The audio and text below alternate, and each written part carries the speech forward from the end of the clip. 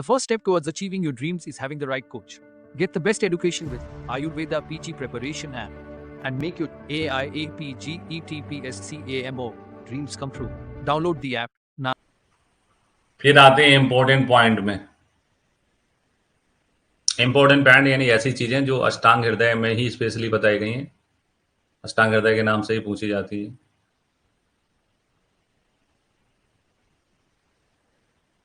फिर अष्टांग हृदय का प्रथम अरबी अनुवाद जो है अष्टांग का नाम से किसने किया? 8वीं शताब्दी में किया है ना। अष्टांग का नाम से किसने किया है? 8वीं सदी में। ठीक है, तो अरबी भाषा में है, तो अरबी भाषा में क्या नाम हो गया? अष्टांकर।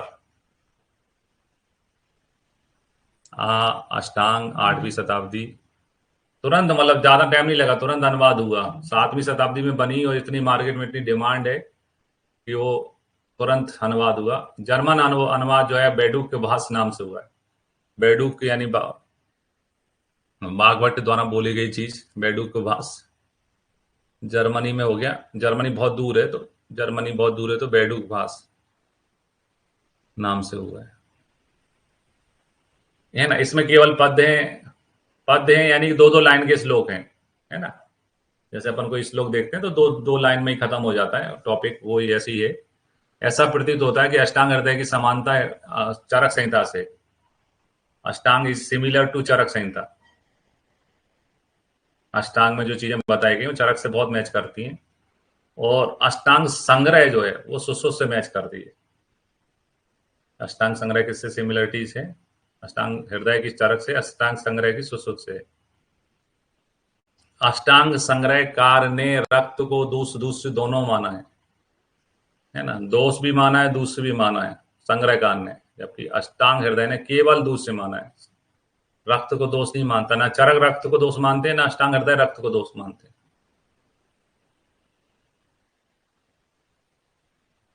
ना तो चरक रक्त को दोष मानते हैं, ना ही अष्टांग हृदयकार रक्त को दोष मानते हैं, है ना। दोनों सिमिलर हैं, एक जैसे मत हैं।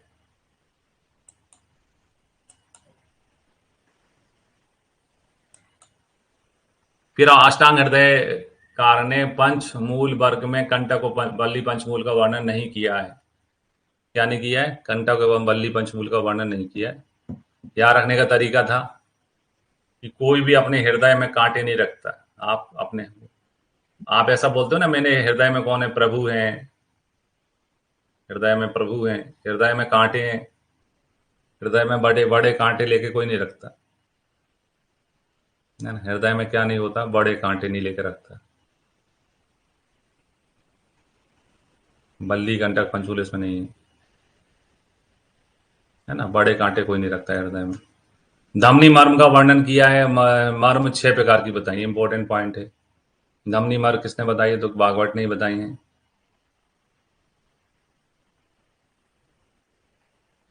धमनी मर्म का वर्णन किया है, 6 प्रकार की धमनियां बताई। आमतौर पे 5 प्रकार की होती थी, ने 6वां धमनी मर्म बताया।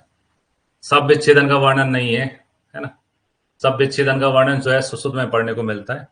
मूढ़गढ़ प्रकरण में जो है 2 शस्त्र साध मूढ़ और विस्कम मूढ़ है ना, विस्कम बताया। शस्त्र कम होता है, ऐसे विस्कम मूढ़गढ़ का वर्णन किया हुआ है, जिनको काट के निकालना पड़ता है। फिर और 4 प्रकार के स्वेद बताए हैं। ताप, ऊष्म, द्रव, उपना, है ना। 4 प्रकार के स्वेद हैं। चरक में साराग्नि, निराग्नि अलग अलग होते हैं। साग्नि 13 होते हैं, निराग्नि 10 होते हैं। 7 सद्य स्नेहन द्रव्यों का उल्लेख किया है। ऐसे 7 द्रव्य बताए जिनसे जल्दी स्नेहन हो जाता है।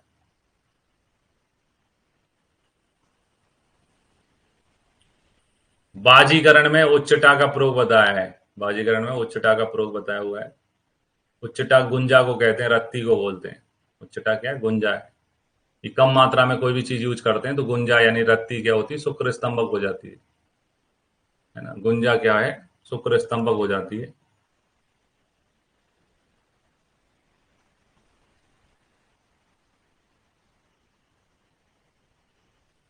अष्टांग हृदय में कुल निर्दिष्ट आचार्यों की संख्या 19 बताइए।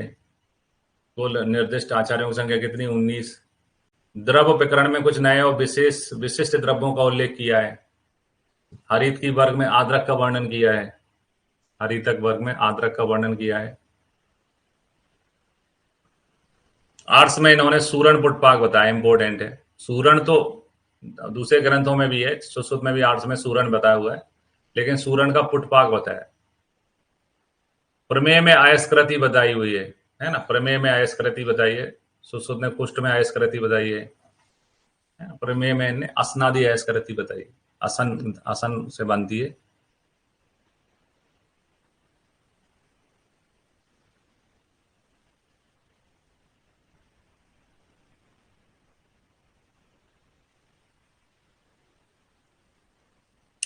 अतिसार में दाढ़े मस्तक चूर्ण बताया है ना, ये इनकी खोज है, पहचान है।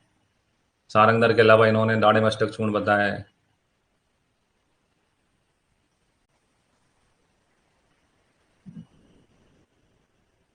ताप्य बोलते हैं माक्षिक को, तो स्वर्ण माक्षिक का योग बताया पांडु में, है ना, ताप्यादि चूर्ण बताया।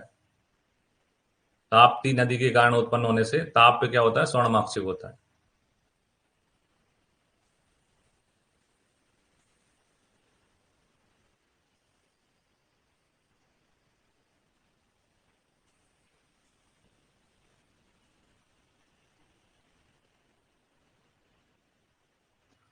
फिर अब विपाक की परिभाषा दी है ना। विपाक की परिभाषा सबसे पहले किसने दी है, बा से विपाक, बा से भागवत। भागवत ने सबसे पहले विपाक की परिभाषा दी है। ये एग्जाम में पूछा जाता है, विपाक की परिभाषा किसने दी है। जाठरे न अग्निनाम योगाद यत्यु रसांतरम रसानाम परिणाम अंते स विपाक स्मृति दी। यानी जठराग्नि के संयोग के बाद में आहार के रसों, आहार जो रस होता है उसमें जो परिणाम को प्राप्त होता है उसे हम क्या कहते हैं, विपाक कहते हैं। विपाक जो है अष्टांग हृदय की मौलिक देन है। अष्टांग हृदय ने विपाक के बारे में सबसे पहले बताया इतना डिटेल में। चरक में केवल एक शब्द रहता था, विपाक का कर्म निष्ठा, है ना। चरक में केवल एक शब्द लिखा रहता था, विपाक। विपाक की परीक्षा कैसे होती है, कर्म निष्ठा से, ऐसा लिखा रहता था बस, डिटेल कुछ नहीं थी चरक में।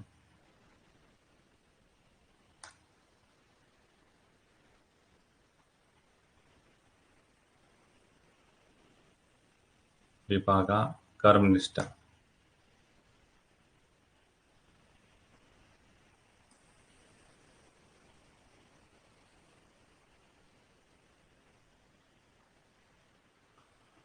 फिर आप विचित्र प्रत्यारब्ध सिद्धांत बताया हुआ है। विचित्र प्रत्यारब्ध सिद्धांत बताया, अष्टांग हृदय की मौलिक देन है विचित्र प्रत्यारब्ध। यानी कि रस गुण विभाग से भिन्न कोई द्रव्य काम करता है तो उसको विचित्र प्रत्यारब्ध कहते हैं। संयोग है वा से विचित्र, वा से भागवत। भागवत ने विचित्र प्रत्यारब्ध बताया हुआ है। यानी कोई चीज कप मधुर रस है तो उसको कप को बढ़ाना चाहिए, वो कप सामक हो जाएगा तो विचित्र हो जाएगा। ऐसे द्रव्य बताए इन्होंने, विचित्र प्रत्यारब्ध सिद्धांत दिया है, अष्टांग हृदय की मौलिक देन है। नेत्र रोगों में भी अनेक प्रकार के योगों का वर्णन किया है, जैसे तिमिर में गंधक युक्त अंजन बताए, पारद युक्त अंजन बताए। नेत्र रोग में गंधक युक्त अंजन और पारद युक्त अंजन बताए हुए हैं।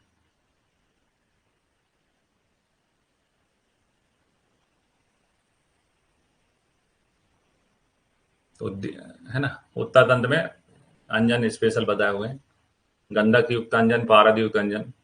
इसके अलावा पाशुपत योग, ताम्र, तुत्त, रसांजन, रीति, पुष्प, मनाशिला, समुद्र प्रेम, पुष्प का शीश का बहुतायक रूप से प्रयोग किया है। यानी कि यहां मैं ये कहना चाहता हूं कि इन्होंने जो रस औषधि होती हैं उनको सालक में बहुत यूज किया है। रस औषधि लाइक ताम्र है, तुत्त है, रसांजन है ना, रीति पुष्प है यानी पीतल है, मनाशिला है, समुद्र फेन है, पुष्प का शीश है। ये सब क्या है, रस औषधि है। रस औषधि इन्होंने नेत्रों में रस दादा डाला है ना। रस औषधियां जो है सालक्य में बहुत यूज की हैं, नेत्र रोगों में बहुत यूज की हैं। फिर अब कफ के 5 वेदों का सर्वप्रथम वर्णन जो है वो अष्टांग हृदय सूत्र अध्याय 12 में, है ना, दोष वेदी अध्याय है, उसमें पढ़ने को मिलता है। आम की परिभाषा दी है। आम यानी कि जठराग्नि के अल्प होने पर जो भोजन का पाचन अच्छे से नहीं होता है तो आमाशय में आम की उत्पत्ति होती है। तो ये आम की परिभाषा इन्होंने दी हुई है।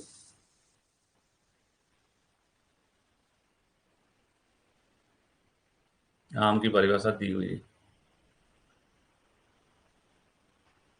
ऊष्मणो अल्प बले त्वेन धातुर्म आद्यम पचितम जुष्ट आमाशय गत रस रस आम प्रचते, है ना।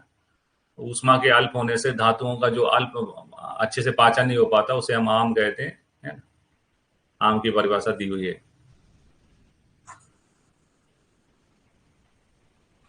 फिर अब बस्ती के प्रकार बताएं। बस्ती के प्रकार 3 होते हैं, उत्क्लेशन, शुद्धिकर और समन, है ना। बस्ती 3 प्रकार की बताइए, उत्क्लेशन बस्ती, शुद्धि बस्ती और समन बस्तियां।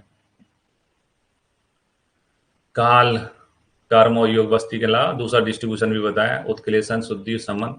मूर्ध तेल यानी सिर में तेल लगाने की 4 विधियां बताई, ये इनकी देन है।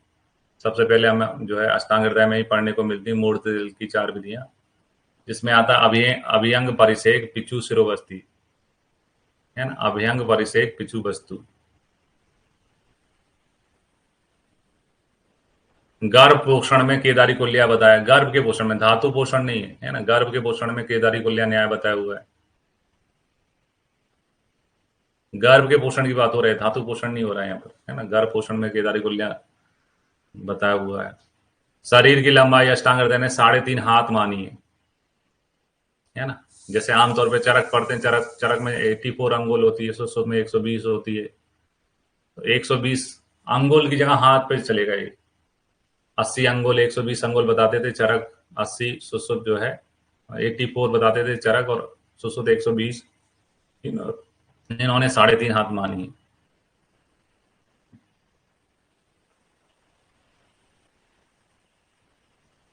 इसके अलावा विष संकट, जो आदमी ने कम पढ़ा हो तो उसके पास उसके ऊपर संकट ज्यादा आता है। विष संकट का वर्णन किसने किया? भागवत ने किया, है ना। विष संकट का वर्णन भागवत।